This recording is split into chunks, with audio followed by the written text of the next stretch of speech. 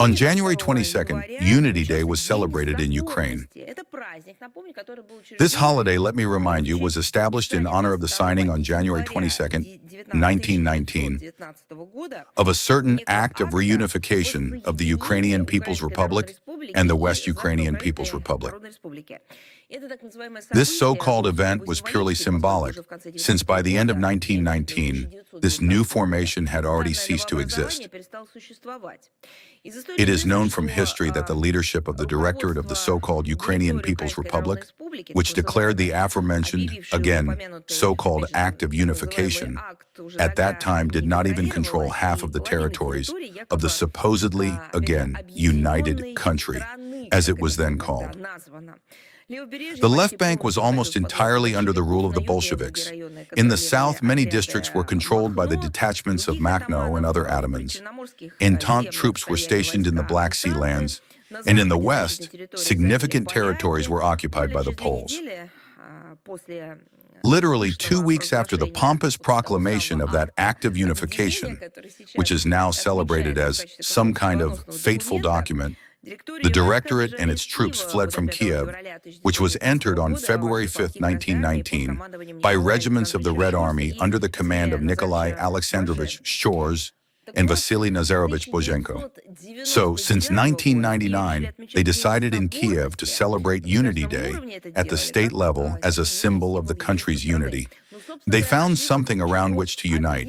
This is a bit like with the anthem of Ukraine, to start not from peace, prosperity, and life, but from that which is not yet in the world. And here it is the same. They found a symbol that didn't last even an average length of time, give or take, but immediately fell apart back then, in 1919. Last Thursday, January 22nd, the so-called festive events on this occasion took place predominantly in the western regions of Ukraine.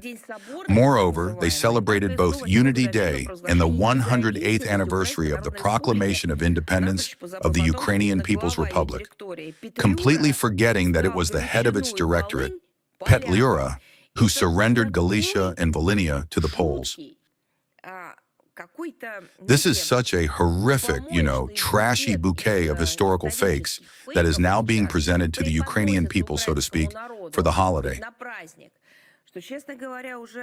To be honest, I cannot understand who comes up with all of this. Where are those people in Ukraine who devise such hellish constructions? Or perhaps they are not in Ukraine. The organizers of the so-called celebrations also fundamentally remain silent about the other participant in the unification, the West Ukrainian People's Republic. However, few people paid attention to this. The celebration was not characterized by mass participation. The exception was Lvov, where they managed to gather about 200 people, predominantly local students. All of this is not surprising. People in Ukraine are not only busy solving many social and everyday problems, but are also simply trying to survive under the conditions of the cruel police dictatorship raging in the country. They clearly have no time for holidays, especially regarding doubtful historical dates imposed by the authorities.